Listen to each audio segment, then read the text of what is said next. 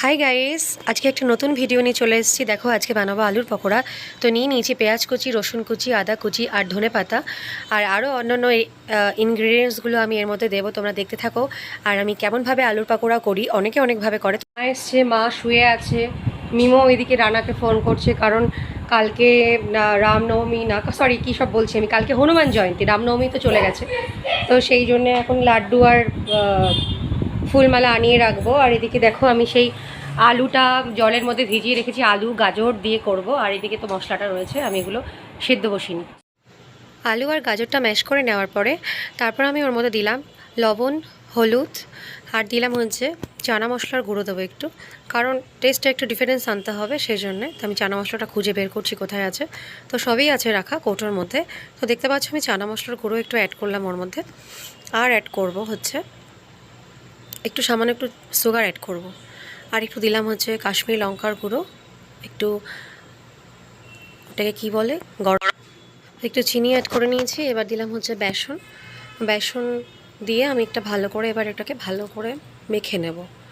একটু ডিম দিলে ভালো হতো, কিন্তু ডিম ঘরে ছিল না, সেই জন্য দিতে পারিনি। তো ভালো করে আমি দেখতেই পাচ্ছি ভালো করে মাখা হয়ে গেছে। তো আমি এখন এক এক করে কড়াইয়ের মধ্যে তেল গরম দিয়ে দিয়েছি, বিকজ সাদা তেল দিয়ে এটা ভাজবো। তো আমি একটা আস্তে আস্তে করে ছাড়ছি। মা বললো একটু ছোটো ছোটো করে ভাজ, কিন্তু আমি প্রথম যে খোলাটা ভাজবো সেটা আর কি অ্যাকচুয়ালি বড় বড় করেই ভাজবো, একটু একটু বড় বড় করে ভাজলে। তো আমি ওগুলো, তো দেখো এক পাশ ভালো করে ভাজা হয়ে গেছে। তো আমি একটু আস্তে আস্তে উল্টে দেবো। আর ওদিক থেকে মা চিৎকার চেঁচামেচি করছে যে কেন এত বড় বড় করে দিলি, ছোটো ছোটো করে ভাজ। তো আমি এটাকে ভালো করে ভেজে নিচ্ছি, বিকজ ফার্স্ট টাইম আমি এরকমভাবে করছি। আলু বাবু খাচ্ছেন, ভিডিও করছি। খা খা, রাজ খেয়ে বলো কেমন হয়েছে। ভালো হয়েছে, ভালো, সুমন থেকে বলো। মন থেকে বলছি খুব ভালো হয়েছে। একদিকে এর মধ্যে চিকেন দিয়ে করবো। আনি খেয়ে দেখ কেমন হয়েছে, দেখ। তুই তো পোড়া পোড়া চাস বলে পুড়িয়ে পুড়িয়ে দিয়েছি। তোরা নিচে চল, ডিস্টার্ব হবে তো।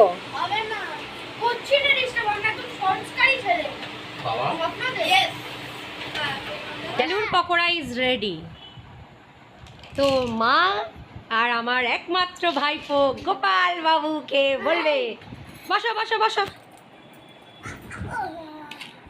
বসো, তোমার পরে খাবো। টেস্ট করো একটা, গাড়িসদেরকে বলবো। মিমো, আরে আয় শুনে যা, আরে ব্লগ করাচ্ছে। টেস্ট করো একটা, কেমন হয়েছে তুমি বলবা। সস দিয়ে নাও, সস দাও। ভালো, অনেক ভালো। খাওয়া যাচ্ছে, হ্যাঁ কি না? দেখো টেস্ট করো। এই যে আমার ওয়ান অ্যান্ড অনলি একমাত্র সন।